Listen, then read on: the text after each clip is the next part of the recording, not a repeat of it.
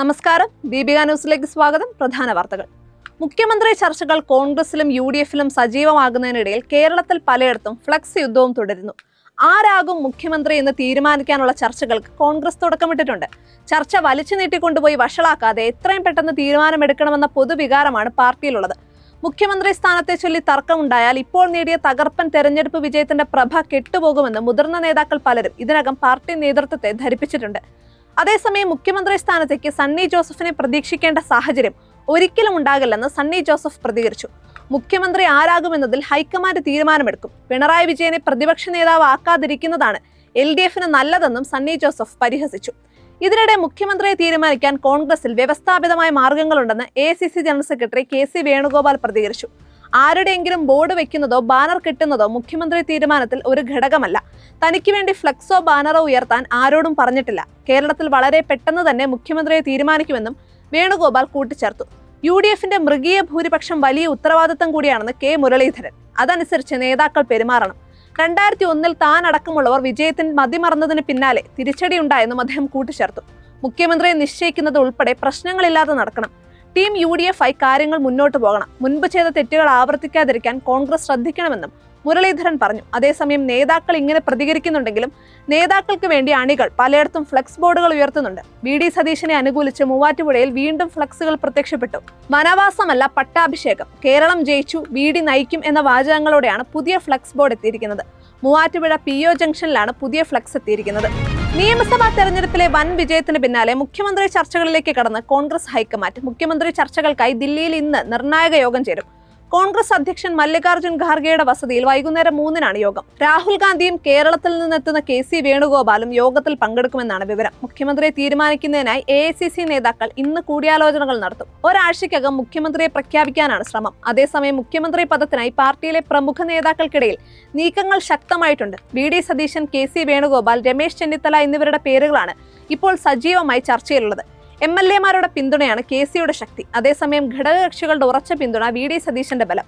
Seniority മുന്നോട്ട് വെച്ച് ചെന്നിത്തല വിഭാഗവും കരുക്കൾ നീക്കുന്നു. നിയമസഭാ തെരഞ്ഞെടുപ്പിലെ കനത്ത തോൽവിക്ക് പിന്നാലെ പിണറായി വിജയൻ തലസ്ഥാനത്ത്. ഔദ്യോഗിക വാഹനം ഒഴിവാക്കി AKG സെന്ററിലെ വാഹനത്തിലാണ് അദ്ദേഹം ക്ലിഫ് ഹൗസിലേക്ക് പോയത്. പൈലറ്റ് വാഹനത്തിന്റെ മാത്രം അകമ്പടിയോടെയായിരുന്നു യാത്ര. V Sivankutty, V Joy, AA റഹീം എന്നിവരും പിണറായി വിജയനെ സ്വീകരിക്കാൻ വിമാനത്താവളത്തിലെത്തിയിരുന്നു. പിണറായിക്കൊപ്പം ഭാര്യയും മകളും ഉണ്ടായിരുന്നു. അതേസമയം മാധ്യമങ്ങളുടെ ചോദ്യങ്ങളോട് പ്രതികരിക്കാൻ അദ്ദേഹം തയ്യാറായില്ല. ബുധനാഴ്ച പാർട്ടി സെക്രട്ടേറിയറ്റിന് ശേഷം പിണറായി കണ്ണൂരിലേക്ക് മടങ്ങും. വോട്ടെണ്ണൽ ദിവസം പിണറായിലെ വീട്ടിൽ തുടർന്ന ഇദ്ദേഹം ഇതുവരെ മുന്നണിയുടെ തോൽവിയിൽ പ്രതികരിച്ചിട്ടില്ല. പിന്നീട് AKG സെന്ററിൽ മാധ്യമങ്ങളെ കാണുമെന്നാണ് സൂചന. മുഖ്യമന്ത്രി സ്ഥാനത്തിൽ ഒരു വിസ്മയം കൂടി കേരളത്തിൽ ഉണ്ടാകുമെന്ന് RSP നേതാവ് NK പ്രേമചന്ദ്രൻ. കോൺഗ്രസ് ഹൈക്കമാൻഡ് എടുക്കുന്ന തീരുമാനമായിരിക്കും അതെന്നും പ്രേമചന്ദ്രൻ പറഞ്ഞു. എല്ലാവർക്കും സ്വീകാര്യനായ ആൾ കേരളത്തിന്റെ മുഖ്യമന്ത്രിയാകും. കേരളത്തിന്റെ പൊതുവായ വികാരം മാനിച്ചാകും തീരുമാനമെന്നും പ്രേമചന്ദ്രൻ വ്യക്തമാക്കി. RSP പഴയ പ്രതാപത്തിലേക്ക് തിരിച്ചു പോകുന്നുവെന്നും NK പ്രേമചന്ദ്രൻ കൂട്ടിച്ചേർത്തു. LDF-നേറ്റ പരാജയം അംഗീകരിക്കുന്നുവെന്ന് സജി ചെറിയാൻ. പരാജയത്തെക്കുറിച്ച് ആഴത്തിൽ പരിശോധിക്കുമെന്നും തിരുത്തലിലൂടെ തിരിച്ചു വരുമെന്നും സജി ചെറിയാൻ പറഞ്ഞു. അമ്പലപ്പുഴയും ചെങ്ങന്നൂരും BJP-യുടെ വോട്ട് കുറഞ്ഞു. BJP ജയിച്ചെടുത്ത് UDF-നും വോട്ട് കുറഞ്ഞു. LDF ന്യൂനപക്ഷ വിരുദ്ധമാണെന്ന പ്രചാരണം ഫലം കണ്ടു. മയിൽക്കുറ്റിക്ക് പോലും പണം കൊടുത്തു എന്നതാണ് സാഹചര്യം. വോട്ട് ചെയ്ത ജനങ്ങൾ 6 മാസത്തിനകം UDF-നെ തള്ളിപ്പറയുമെന്നും സജി ചെറിയാൻ പരിഹസിച്ചു. വട്ടിയൂർക്കാവിൽ വൻ പോരാട്ടത്തിനൊടുവിൽ വിജയം നേടിയ K മുരളീധരനെ നേരിട്ട് കണ്ട് അഭിനന്ദനം അറിയിച്ച് K സുധാകരൻ. കൂടിക്കാഴ്ചയ്ക്ക് ഒരു കാരണവുമില്ലെന്നാണ് അദ്ദേഹം മാധ്യമങ്ങളോട് പറഞ്ഞത്.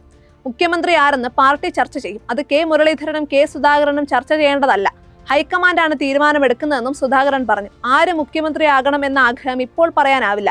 KC വേണുഗോപാൽ മുഖ്യമന്ത്രിയാകണമെന്ന് പറഞ്ഞ അന്നത്തെ സാഹചര്യം ഇപ്പോഴുമുണ്ടെന്നും അദ്ദേഹം കൂട്ടിച്ചേർത്തു.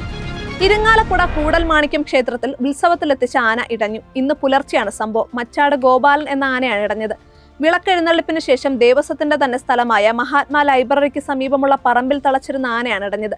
പറമ്പിലെ തെങ്ങിൽ തളച്ചിരുന്ന ആന തെങ്ങ് മറിച്ചിട്ടു. എലഫന്റ് സ്ക്വാഡ് അംഗങ്ങളും പാപ്പാന്മാരും ചേർന്നാണ് ആനയെ തളച്ചത്. പശ്ചിമ ബംഗാൾ മുഖ്യമന്ത്രിയായി സുവേന്ദു അധികാരി സ്ഥാനമേറ്റേക്കും. സത്യപ്രതിജ്ഞ കൊൽക്കത്തയിലെ ബ്രിഗേഡ് ഗ്രൗണ്ടിൽ ശനിയാഴ്ച നടക്കും. ചടങ്ങിൽ പ്രധാനമന്ത്രി നരേന്ദ്രമോദി അടക്കമുള്ള പ്രമുഖർ പങ്കെടുക്കും. സുവേന്ദു അധികാരി ഉടൻ ഡൽഹിയിലെത്തുമെന്നും ഔദ്യോഗിക തീരുമാനത്തിനായി ഇന്ന് BJP യോഗം ചേരുമെന്നും വിവരമുണ്ട്. അതേസമയം ബംഗാൾ നിയമസഭാ തെരഞ്ഞെടുപ്പിൽ തൃണമൂൽ കോൺഗ്രസിനേറ്റ കനത്ത പരാജയത്തിൽ ആഹ്ലാദ പ്രകടനം നടത്തുന്ന സ്വന്തം പാർട്ടിയിലെയും മറ്റ് പ്രതിപക്ഷ പാർട്ടികളിലെയും നേതാക്കളെ രൂക്ഷമായി വിമർശിച്ച് രാഹുൽ ഗാന്ധി രംഗത്തെത്തി. മമതാ ബാനർജിയുടെ തോൽവിയിൽ സന്തോഷിക്കുന്നത് രാഷ്ട്രീയ പാപ്പരത്തമാണെന്നും BJP-യുടെ വിജയം ഇന്ത്യൻ ജനാധിപത്യത്തെ തകർക്കാനുള്ള ശ്രമത്തിന്റെ വലിയ ചുവടുവയ്പ്പാണെന്നും അദ്ദേഹം പറഞ്ഞു.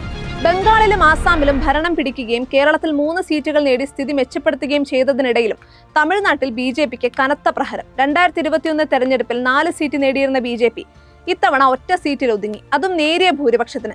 ഭോജരാജൻ ഉദകമണ്ഡലം സീറ്റിൽ 976 വോട്ടിന് ജയിച്ചതാണ് ഇത്തവണത്തെ ഏക ആശ്വാസം. തമിഴ്നാട്ടിൽ AIADMK നയിക്കുന്ന നാഷണൽ ഡെമോക്രാറ്റിക് അലയൻസിന്റെ ഘടകകക്ഷിയായി മത്സരിച്ച ഭാരതീയ ജനതാ പാർട്ടി 27 സീറ്റിൽ മത്സരിച്ചിട്ടാണ് ഒറ്റ സീറ്റ് വിജയത്തിലേക്ക് ഒതുങ്ങിയത്. മത്സരിച്ച പ്രമുഖരെല്ലാം തോറ്റു.